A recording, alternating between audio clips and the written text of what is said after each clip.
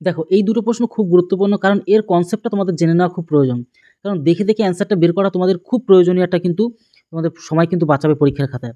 কারণ কি, তোমাদের কোনটা পূর্ণবর্গ নয় সেটা যদি বের করতে চাও প্রত্যেকটা বেছে বেছে, তাহলে তোমরা কিন্তু সম্পূর্ণ কিন্তু মাঠে মারা পড়ে যাবে।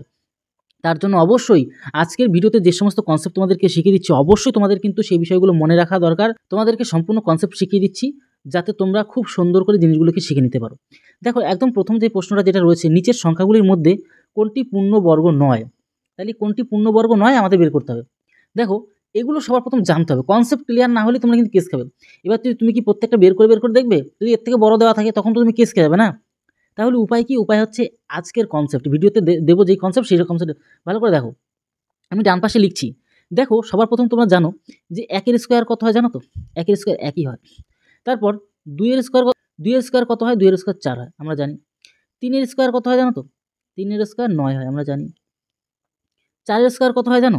চারের স্কোয়ার আমরা জানি 16 হয়, তাও জানি। তারপর পাঁচের স্কোয়ার কত হয় জানো? পাঁচের স্কোয়ার 25 হয়, আমরা সেটাও জানি। তারপর ছয়ের স্কোয়ার কত হয় জানো? ছয়ের স্কোয়ার 36 হয়, তাও জানি। এগুলি সবাই আমরা জানি। কিন্তু এগুলি লিখছি কেন? বিশেষ কারণ আছে। সাতের স্কোয়ার কত হয় জানো? সাতের স্কোয়ার হচ্ছে 49 হয়।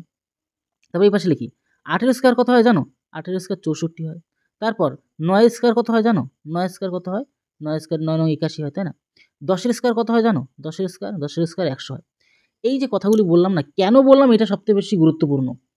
ভালো করে দেখো, এই যে 1 থেকে যে আমরা লিখলাম, 1 থেকে এই যে 10 পর্যন্ত লিখলাম, এই সংখ্যাগুলি প্রত্যেকটা সংখ্যার ইউনিট ডিজিটে বসে এবং এগুলো ছাড়া বিশ্বব্রহ্মাণ্ডে কোনো ইউনিট ডিজিট বেরোতে পারে না।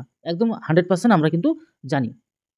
1 এর ইউনিট ডিজিট 1 আসবে, 2 এর ইউনিট ডিজিট 4 আসবে, এখানে ইউনিট ডিজিট 3 এর ইউনিট ডিজিট 9 আসে, 4 এর স্কোয়ার 16, 16 এর ইউনিট ডিজিট বা একক সংখ্যা 6, এই 5 এর স্কোয়ার 25, 5 মানে ইউনিট ডিজিট।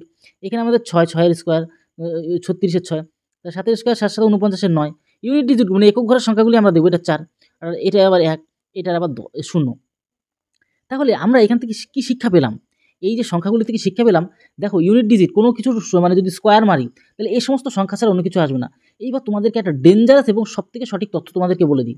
দেখো তো এই এতগুলি ইউনিট ডিজিটের মধ্যে কোথাও কি 2 আছে কিনা? তোমরা বলবে একদম নেই, একদম নেই। দেখো তো একটার মধ্যে কি খুঁজে পাচ্ছ? এর মধ্যে কি একটা খুঁজে পাচ্ছ কোথাও ইউনিট ডিজিটে 2 আছে? একটাও নেই। আচ্ছা তোমাদের খুঁজে বের করতে বলি 3 আছে কিনা দেখো তো?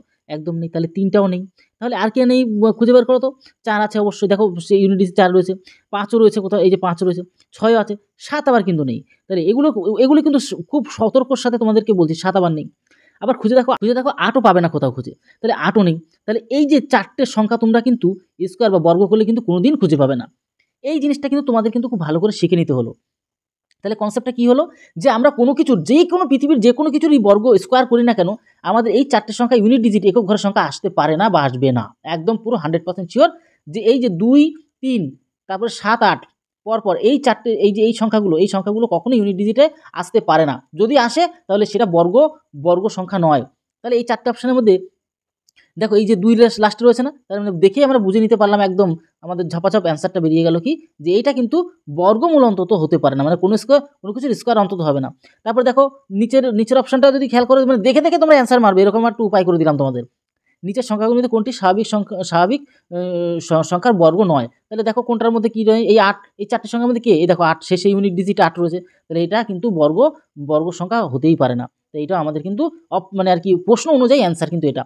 আরগুলি সব বর্গ। দেখো 6 আছে শেষে, দেখো কারো না কারো পিছনে 6 আছে, তাহলে বর্গ হবে।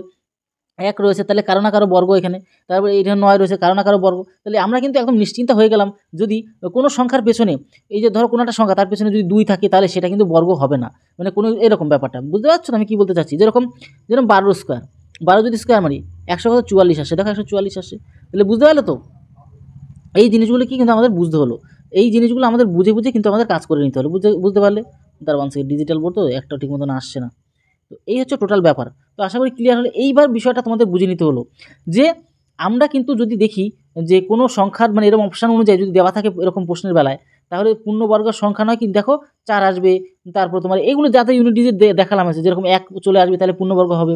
এবার 4 আসতে হবে, 9 আসতে হবে, মানে হওয়ার চান্স বেশি, কিন্তু এখানে যেহেতু বলছে কোনোটা নয়, তাহলে তো বিন্দাস আমরা লিখে দিতেই পারবো। এটা আমাদের বি অপশনটা কিন্তু আমাদের সঠিক আনসার, মানে পূর্ণবর্গ হতেই পারে না। এই যে 2 যদি পেছনে থাকতো তাহলে হবে না, 3 যদি কারো পেছনে থাকতো সেটা হতো না, যদি কারো পেছনে যদি 7 থাকতো ইউনিট ডিজিট একক ঘরের সংখ্যা, সেটা হতো না।